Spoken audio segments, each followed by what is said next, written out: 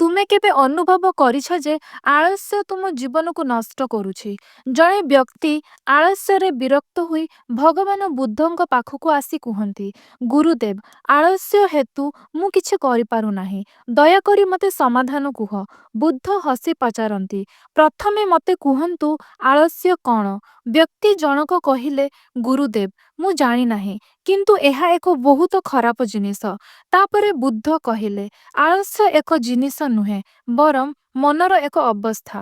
ଏହି ଦୁଇଟି କାରଣରୁ ଉତ୍ପନ୍ନ ହୁଏ। ଶାରୀରିକ କାରଣ, ଭୁଲ ଖାଦ୍ୟ, ଭୁଲ ଆସନ, ବସିବା, ଚାଲିବା, ଶୋଇବା, ଯଥେଷ୍ଟ ନିଦ ନହେବା ଏବଂ ସକାଳେ ବିଳମ୍ବରେ ଉଠିବା। ମାନସିକ କାରଣ, ନକାରାତ୍ମକ ଚିନ୍ତାଧାରା, କାମ ନ କରିବା, ଅସ୍ପଷ୍ଟ ଲକ୍ଷ୍ୟ ଏବଂ ପ୍ରେରଣାର ଅଭାବ। ବୁଦ୍ଧ ବ୍ୟାଖ୍ୟା କରିଥିଲେ, ଯଦି ତୁମେ ଜୀବନରୁ ଆଳସ୍ୟ ଦୂର କରିବାକୁ ଚାହୁଁଛ, ତେବେ ପ୍ରଥମେ ତୁମର ଶରୀରକୁ ଶୃଙ୍ଖଳା ଦିଅ। ଠିକ୍ ଖାଦ୍ୟ ଖାଅ, ଠିକ୍ ସମୟରେ ଶୁଅ ଏବଂ ସକାଳେ ଶୀଘ୍ର ଉଠିବା।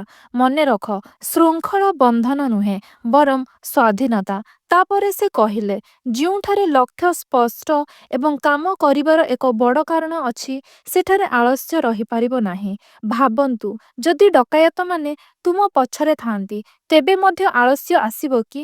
ସମ୍ପୂର୍ଣ୍ଣ ନୁହେଁ, କାରଣ ସେଠାରେ କାରଣ ବଡ଼, ଜୀବନ ରକ୍ଷା। ଶେଷରେ ବୁଦ୍ଧ କହିଲେ, ସର୍ବଦା ମନେ ରଖ, ଆଳସ୍ୟ ସେତେବେଳେ ଆସିଥାଏ ଯେତେବେଳେ ତୁମର ଏକ ସ୍ପଷ୍ଟ ଲକ୍ଷ୍ୟ ନଥାଏ କିମ୍ବା ଏହା କରିବା ପାଇଁ ଏକ ବଡ଼ କାରଣ ନଥାଏ। ଯେଉଁଠାରେ ଉଦ୍ଦେଶ୍ୟ ସ୍ପଷ୍ଟ ଏବଂ କାରଣ ଗଭୀର, ସେଠାରେ ଆଳସ୍ୟ କେବେ ବି ରହିବ ନାହିଁ।